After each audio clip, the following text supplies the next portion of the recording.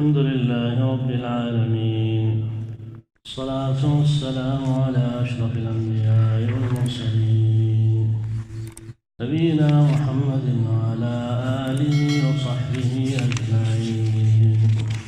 قال الإمام النووي رحمه الله تعالى في باب الرجاء: وعن عمر بن الخطاب رضي الله عنه قال: قدم على رسول الله صلى الله عليه وسلم بسبي، فإذا امرأة من السبي تسعى، إذ وجدت صبيا في السبي أخذته فألزقته ببطنها فأرضعته.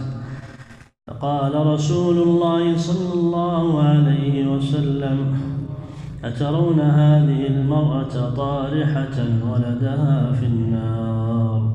قلنا: لا والله. فقال: لله أرحم بعباده من هذه بولدها. متفق عليه.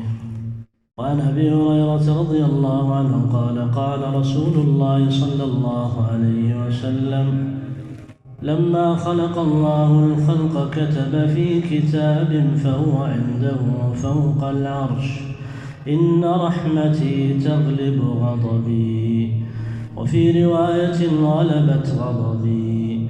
وفي رواية: سبقت غضبي. متفق عليه. وعنه رضي الله عنه قال: سمعت رسول الله صلى الله عليه وسلم يقول: جعل الله الرحمة 100 جزء فأمسك عنده 99 وأنزل في الأرض جزءا واحدا، فمن ذلك الجزء يتراحم الخلائق حتى ترفع الدابة حافرها عن ولدها خشية أن تصيبه. وفي رواية: إن لله تعالى 100 رحمة أنزل منها رحمة واحدة بين الجن والإنس والبهائم والهوام، فبها يتعاطفون وبها يتراحمون وبها تعطف الوحش على ولدها.